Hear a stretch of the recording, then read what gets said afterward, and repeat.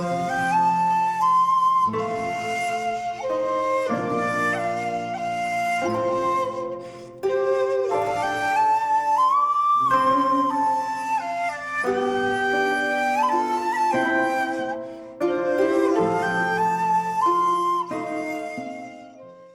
there, this is Solitary Ronin from Solitary Ronin Films, and welcome to another random review. And today's random review, we're going to have a look at Cold Light of Day from 1989, directed by Fiona Louise. This is a dramatisation of the serial killer Dennis Nielsen, who seems to be quite popular at the moment. ITV recently had a 2-part drama starring Neil Tennant, ex-Doctor Who, called Des. Cold Light of Day doesn't use Dennis Nielsen's name. They use Jordan March, but the film was shot around Covent Garden in London. It shows the outside of the pub that Dennis Nielsen frequented. The actor Bob Flagg, who was the face of Big Brother in 1984, the film with Richard Burton and John Hurt. He obviously looks like Dennis Nielsen quite a lot. He has the same glasses. So it's essentially Dennis Nielsen without the name. I remember in 1983 watching the news when Dennis Nielsen was arrested. This was only made 6 years later. And Dennis Nielsen died in 2018 in hospital, despite, obviously I think he killed about 12 young men. Again, films about serial killers, we have a kind of compulsion for, but sometimes we're obsessed more, or we spend more time with serial killers than the actual victims. The victims are just kind of throwaway and disposable, kind of the way serial killers look at them. So maybe we're all actually serial killers. This film, Fiona Louise wrote and directed it when she was 21, and she never really did another film again. She was an actress to start with. She taught under Lee Strasberg and uses a couple of actors in the film who was in her same acting class. She did a short version of the film and then did the feature. It went to Venice Film Festival and won an award, but was never really picked up by a distributor. It's funny, if it was made like 5 years later, it probably would have had more success. John McNaughton's Henry Portrait of a Serial Killer does weigh pretty heavily over it. It's shot in a very gritty, very cold, very distanced view, so we the audience are kind of just witnesses to the events. We're not involved, it's detached. And again, that's kind of what Dennis Nielsen was. He was a guy who had a tough childhood in Scotland, came down to London, was a civil servant,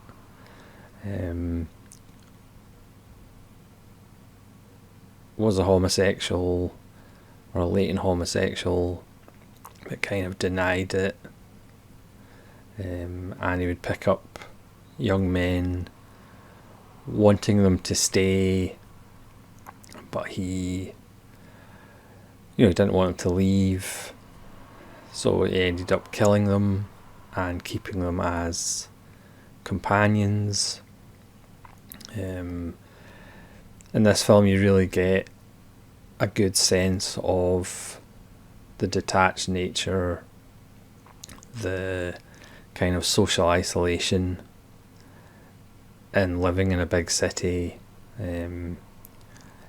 a lot of the guys he picked up were homeless or looking for somewhere to stay, and he offered them a place to stay. The killings are done without cutting away, so the audience kind of is forced to look at it. It's a very strong vision from a 21-year-old making the film.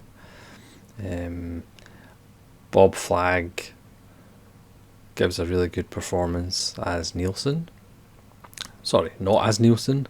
The film starts with the police coming to his door to bring him in for questioning because the drains in his flat started getting clogged with human flesh, and it kind of cuts backwards and forwards from the policeman interrogating him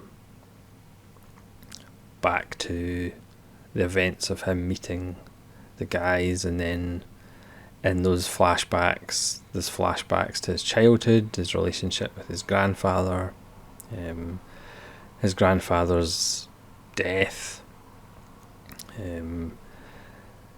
It's a difficult film to watch. It's only 81 minutes, and again, I think that's the perfect length. Again, very much like Henry, Portrait of a Serial Killer, if the film was like 2 hours long, it would be too much. And the director understands that. It's just a good film that explores kind of sociopathic behaviour rather than psychopathic behaviour. Sociopaths are far more internal and isolated. Psychopaths are a bit more, not necessarily flamboyant, but they tend to be kind of louder as they kind of impersonate human behaviour that they can't actually do themselves. Obviously, business leaders, certain leaders of countries are psychopaths. You don't have to kill people to be a psychopath. Whereas a sociopath would never be the president of a country. A sociopath would never be a CEO of a company. But psychopaths would be. So Nielsen was probably a sociopath. A very internal kind of character. Because again, I think one of the fascinations of serial killers is Hollywood has created this image that psychopaths and serial killers are these kind of amazingly intelligent super criminals or whatever, but in reality, and I think that's what makes them interesting, is the fact that serial killers are just mundane, normal, generally not that intelligent, who just have these impulses that they can't control and want to repeat to have the feeling of power that they can't get in their normal lives and control that they can't get in their normal lives. If you can't make somebody stay with you and be with you, then if you kill them, then obviously you can control them, you can make them stay. You have the power, you have the control, but obviously at some point their flesh will start to rot. Again, it's worth pointing out that we should always think of the victims in these cases, especially in films that are kind of based on fact or based on real people. People died, families were ruined, so we shouldn't kind of just watch these films for entertainment, especially the true life ones or the ones based in fact. And Cold Light of Day does not glamorise Dennis Nielsen, doesn't make him out to be an interesting personality or anything. This was a guy that was dull as dishwater. He was mundane. He just happened to kill people to feed his fantasy. This is a fairly new release by Arrow. It's got a nice slipcover with body parts under the floorboard. And then it's dismembered limbs. The extras are really good. There's 2 commentaries, one by writer-director Fiona Louise. There is a couple of interviews with the actors that played the victims. There's scenes of the crime, which was obviously filmed quite recently because everybody's holding masks, with Fiona Louise and Arrow producer Ewan Cant around areas in London where it was shot, which is very interesting. There's the original promotional short film that was raising the finance for the feature, a re-release trailer, 2 short films from filmmaker John Jacobs, which Fiona Louise stars in as an actress, which are only like 9 minutes and 4 minutes long. And there's also obviously a booklet, which contains an interview with Fiona Louise at the time, and how the press reported the original case. Again, I remember watching the news and seeing Dennis Nielsen under a blanket getting put into the police station. The same way I remember the Russian serial killer Chikatilo, who was in the film Citizen X, which is a wonderful film. I remember seeing him in court as well in his glass cage. Only was made 6 years after Dennis Nielsen was arrested. 3 years after Henry Portrait of a Serial Killer was made.